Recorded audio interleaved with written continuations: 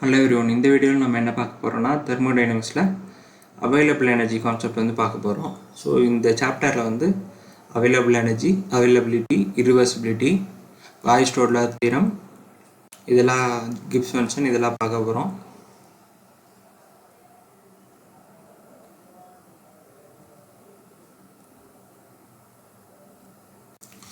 So first வந்து available energy வந்து பார்க்கணும்.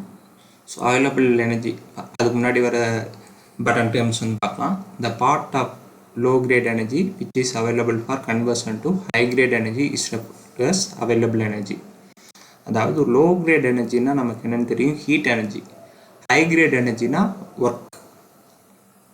அப்போ வந்து நம்ம இப்போ வந்து ஒரு சிஸ்டம் எடுத்துட்டோம். சிஸ்டமில் இப்போது டிஎஸ் டயக்ராம் வரைஞ்சிக்கலாம். ஒரு சிஸ்டமில் ஹீட் சப்ளைட் Q1 இருக்குது, ஹீட் ரிஜெக்டட் Q2 இருக்குது. ஸோ ஹீட் சப்ளைட் Q1ங்கிறது தான் நமக்கு இங்கே இருக்க லோ கிரேட் எனர்ஜி. இதில் வந்து ஒரு குறிப்பிட்ட பார்ட் வந்து which is available for conversion to high grade energy. இந்த குறிப்பிட்ட பார்ட்டை வந்து நம்ம வந்து ஹை கிரேட் எனர்ஜியாக கன்வெர்ட் பண்ணிக்கலாம், அதாவது ஒர்க் டன்னாக மாற்றலாம். ஸோ இந்த எனர்ஜியை தான் நம்ம வந்து அவைலபிள் எனர்ஜின்னு சொல்லுவோம். ஸோ இதுக்கு இன்னொரு பேர் வந்து எக்ஸர்ஜின்னு சொல்லுவாங்க. while the part of low grade energy which according to second law must be rejected. அதே இந்த Q1ல ஒரு பார்ட், அதாவது இந்த Q2ன்னு ரிஜெக்ட் ஆகுதுல, Q1ல ஒரு பார்ட் தான் இந்த Q2. இது வந்து நம்ம வந்து ஹை கிரேட் எனர்ஜி ஒர்க்காக வந்து கன்வெர்ட் பண்ண முடியாது இந்த Q2வை. ஸோ இது வந்து கண்டிப்பாக ரிஜெக்ட் தான் ஆகும். ஸோ இந்த ரிஜெக்ட் ஆக லோ கிரேட் எனர்ஜி வந்து அன்அவைலபிள் எனர்ஜின்னு சொல்லுவோம். அன்அவைலபிள் எனர்ஜிக்கு இன்னொரு பேர் வந்து எனர்ஜின்னு சொல்லுவோம். ஸோ இந்த கடையில் வர டிஃப்ரென்ஸ் வந்து ΔSன்னு வச்சுக்கலாம். இப்போ T0 வந்து இந்த TH வந்து high temperature, TL low temperature, TL வந்து இங்கே ஆம்பியன்ட்டுக்கு ஈக்குவலாக இருக்குது. ஸோ T0க்கு வந்து ஆம்பியன்ட் டெம்பரேச்சர். நமக்கு ஒர்க் டன் வந்து தெரியும் ஃபார்ம்னா maximum equal to Q1 into efficiency max. அதாவது efficiency equal work done by heat சப்ளைடில் அந்த ஃபார்ம்லாம் தான் ரீஅரேஞ்ச் பண்ணி இப்படி வந்திருக்கு. இப்போ Q1 இன்டூ மேக்ஸிமம் எஃபிஷியன்சி ஃபார்ம்லாம் நமக்கு தெரியும். ரிவர்சிபிளுக்கு தான் மேக்ஸிமம் எஃபிஷியன்சி அச்சீவ் ஆக முடியும். அப்போ ரிவர்சிபிள் ப்ராசஸ்க்கு வந்து எஃபிஷியன்சி மேக்ஸிமம் என்ன, 1 - T0/TH. ஸோ அதை இங்கே போட்டிருக்கோம். இது வந்து WMAXக்கு ஒரு ஃபார்ம்லாம். இல்லை இன்னொரு ஃபார்ம்லாம் நமக்கு தெரியும், Q1 - Q2வும் WMAXக்கு ஒரு ஃபார்ம்லாம். இங்கே Q2க்கு வர வேல்யூ, Q2க்கு வந்து ஹீட் ரிஜெக்டட், கரெக்டாக. இது வந்து அன்அவைலபிள் எனர்ஜி நம்ம சொல்லலாம். ஸோ இது வந்து T0 இன்டூ ΔS. இந்த ஏரியா எடுத்துட்டோம்னா அதான் Q2. ஏரியா வந்து T0 இன்டூ இந்த ΔS, அதுதான் இந்த ஏரியா நமக்கு அச்சீவ் ஆகும். இப்போ -T0 ΔSன்னு கூட இது ரீஅரேஞ்ச் பண்ணி போட்டுக்கலாம். ஸோ இது T0 ΔS வந்து unavailable energy. Maximum work can be obtained when lower temperature would be ambient temperature.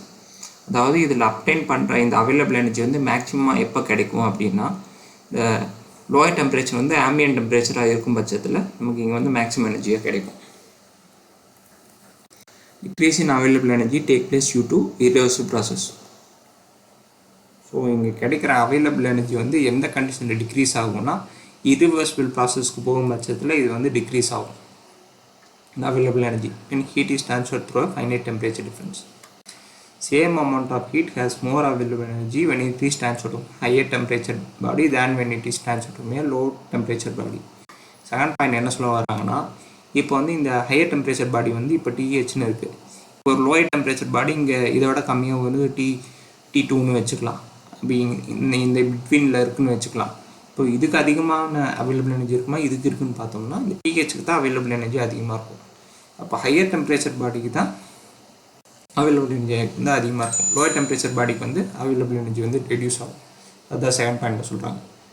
Degradation is more for energy loss at higher temperature than at lower temperature. இந்த டீக்ரேடேஷன்னா நமக்கு என்னென்னு தெரியும், இந்த அன்அவைலபிள் எனர்ஜி தான் சொல்கிறாங்க. இது வந்து எப்போ வந்து மோராக இருக்குன்னு பார்த்தோம்னா, இந்த T0 வந்து இந்த டெம்பரேச்சர் வந்து இன்க்ரீஸ் ஆக இந்த டீக்ரேடேஷன் வந்து மோராக இருக்கும். அதான் இங்கே சொல்கிறாங்க, it's more for energy loss at higher temperature than at lower temperature. Temperature அதிகமாச்சுன்னா உங்களுக்கு எனர்ஜி லாஸ் அதிகமாக இருக்கும் லோயர் டெம்பரேச்சர் இருக்கிறத விட. ஸோ அடுத்த என்ன சொல்கிறாங்கன்னா, first law states that energy is always conserved quantity wise. Second law emphasis that energy is always degrades quantity wise. So first law நமக்கு தெரியும், கன்சர்வேஷன் ஆஃப் எனர்ஜி பற்றி சொல்லுவோம். ஸோ அது வந்து குவான்டிட்டி பற்றி சொல்கிறது.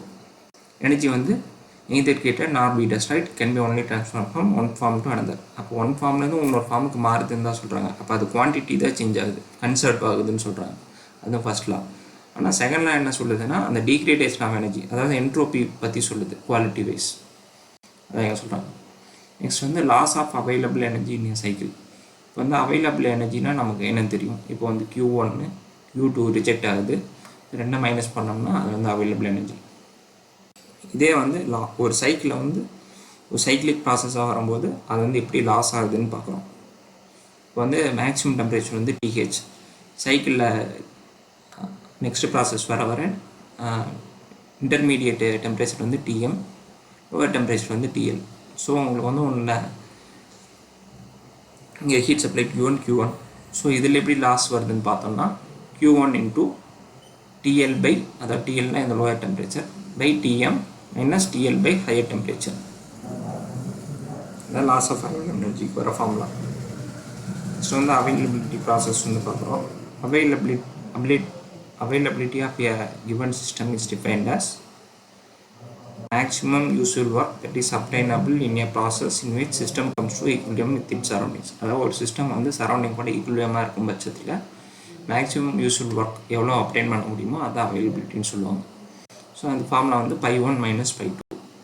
இது வந்து க்ளோஸ் சிஸ்டம், ஓப்பன் சிஸ்டம் ரெண்டுக்கும் ரெண்டு ஃபார்முலா வரும். க்ளோஸ் சிஸ்டமுக்கு அவைலபிலிட்டி வந்து π1 மைனஸ் π2. இல்லை பைக்குன்னு செப்பரேட்டாக ஃபார்முலா இருக்குது. π = U + PV - T0S. ஸோ இது வந்து பைக்கு. இப்போ π1 மைனஸ் π2ன்னு போட்டோம்னா இதுக்கு வந்து இண்டிவிஜுவலாக சஃபிக்ஸில் வந்து 1 2 அந்த டேர்ம்ஸ் வந்து போடணும். அப்போ U1 - U2 - T0 into S1 - S2 + P0 into V1 - V2. இதுக்கெல்லாம் யூஸ்ஃபுல் மீனிங் தான். U இன்டர்னல் எனர்ஜி, Tனா அந்த சரௌண்டிங் டெம்பரேச்சர், Sனா என்ட்ரோபி, PV வந்து வால்யூம் தான், ப்ரெஷர் வால்யூம். நெக்ஸ்ட் இது வந்து க்ளோஸ்டு சிஸ்டமுக்கு. இதே ஓப்பன் சிஸ்டமுக்கு பார்த்தோம்னா π வந்து H - TS அப்படின்னு 1 2 மைனஸ் பண்ணோன்னா அதுக்கு வர வேல்யூ வந்து கிடச்சிடும். நெக்ஸ்ட் வந்து irreversibility என்னென்னா loss of available energy due to dissipation of energy or entropy generation. அதாவது இப்போ வந்து நமக்கு அவைலபிள் எனர்ஜி வந்து ஒரு வேல்யூ கிடைக்கும். ஸோ இது வந்து தியரிட்டிக்கலாக கிடைக்கிற வேல்யூ ரிவர்சிபிள் ப்ராசஸ்க்கு. இது வந்து ஆக்சுவலாக கிடைக்கும்போது பார்த்திங்கன்னா என்ட்ரோபி ஜென்ரேஷனால் இது வந்து கொஞ்சம் கம்மியாகும். ஸோ அதுதான் லாஸ் ஆஃப் அவைலபிள் எனர்ஜின்னு சொல்கிறோம், due to dissipation of energy or entropy generation. அந்த irreversibility ஃபார்முலா வந்து Wmax - Wactual போட்டோன்னா T0 into ΔS universe. So இது வந்து irreversibility வர ஃபார்முலா. நெக்ஸ்ட் வந்து காய்ஸ்-டாட்லர் தியரம் சொல்கிறாங்க. ஸோ இது என்ன சொல்ல வருதுன்னா rate at which the available energy is destroyed is directly proportional to the entropy generation. அதாவது ஒரு அவைலபிள் எனர்ஜி வந்து கான்ஸ்டண்ட்டாக வந்து டெஸ்ட்ராய் ஆகிட்டு இருக்கும். ஸோ இது வந்து அந்த எந்த ரேட்டில் வந்து டெஸ்ட்ராய் ஆகுதோ அது டைரக்ட்லி ப்ரொபோர்ஷனல் டு தி இந்த is directly proportional ΔS generation, அது நமக்கு தெரியும். நெக்ஸ்ட் வந்து கிப்ஸ் ஃபங்க்ஷன் பார்க்குறோம். கிப்ஸ் ஃபங்க்ஷன் ஃபார்முலா வந்து G = H - TS. ஸோ இது வந்து ஓப்பன் சிஸ்டம்க்கு வந்து அப்ளை ஆகும். நெக்ஸ்ட் வந்து என்ன சொல்கிறாங்கன்னா change in availability of open system is equal to change in Gibbs function of system at constant temperature அப்படிங்கிறாங்க. இந்த ஓப்பன் சிஸ்டமுக்கு நம்ம சேஞ்ச் இன் அவைலபிலிட்டி ஃபார்முலா வந்து நம்ம பார்த்தோம். அவைலபிலிட்டி ஆஃப் ஓப்பன் சிஸ்டம் வந்து H - TS. ஸோ கிப்ஸ் ஃபங்க்ஷனோட change in அவைலபிலிட்டியும் ஈக்குவலாக இருக்கும் ஃபார் ஓப்பன் சிஸ்டமுக்கு. ஸோ அந்த ரெண்டு ரிலேட் பண்ணிக்கலாம். நெக்ஸ்ட் வந்து கிப்ஸ் ஃபங்க்ஷன் வந்து எங்கே யூஸ்ஃபுல்லாக இருக்கும்னா useful in evaluating the availability of systems in which chemical reaction occurs. chemical reaction எந்த சிஸ்டமில் occur அங்கே வந்து அவைலபிள் எனர்ஜி வந்து நம்ம எவாலுவேட் பண்ணுறதுக்கு வந்து கிப்ஸ் ஃபங்க்ஷன் யூஸ்ஃபுல்லாக இருக்கும். இது வந்து எங்கேன்னா ஃபார் ஓப்பன் சிஸ்டம் GO அப்படின்னு சொல்லிட்டு ஞாபகம் வச்சுக்கலாம். GO government order. ஸோ அப்படி வச்சு ஞாபகம் வச்சுக்கலாம் கிப்ஸ் ஃபங்க்ஷன் ஓப்பன் சிஸ்டம். இந்த ஹெல்ம்ஹோல்ட்ஸ் ஃபங்க்ஷன் வந்து எப்படின்னா U - TS. இது வந்து க்ளோஸ்டு சிஸ்டமுக்கு வந்து அப்ளை ஆகும். ஆனால் இங்கே மேலே பார்த்த மாதிரியே சேஞ்ச் இன் அவைலபிலிட்டி ஈக்குவலாக இருக்குமான்னு கேட்டால் கிடையாது. Change in availability of close system is not equal to change in Helmholtz function at given temperature. ஏன்னா இங்கே வந்து ஹெல்ம்ஹோல்ட்ஸ் ஃபங்க்ஷன் வந்து U - TS. இந்த க்ளோஸ் சிஸ்டம் பார்த்தோம்னா இங்கே U - TS மட்டும் கிடையாது, ப்ளஸ் PV அந்த ஒர்க் டனும் சேர்ந்து வருது. So change in availability of closed system is not equal to change in Helmholtz function. அது வந்து நம்ம தெரிஞ்சுக்கணும். ஹெல்ம்ஹோல்ட்ஸ் ஃபங்க்ஷன் வந்து க்ளோஸ் சிஸ்டம். ஸோ இதில் வந்து நம்ம அவைலபிலிட்டி பார்த்துருக்கோம். ஸோ நெக்ஸ்ட் வீடியோவில் கான்ஸ்டண்ட்டாக அடுத்த டாபிக்ஸ் வந்து பார்த்துருக்கலாம். Stay connected. Thanks for watching.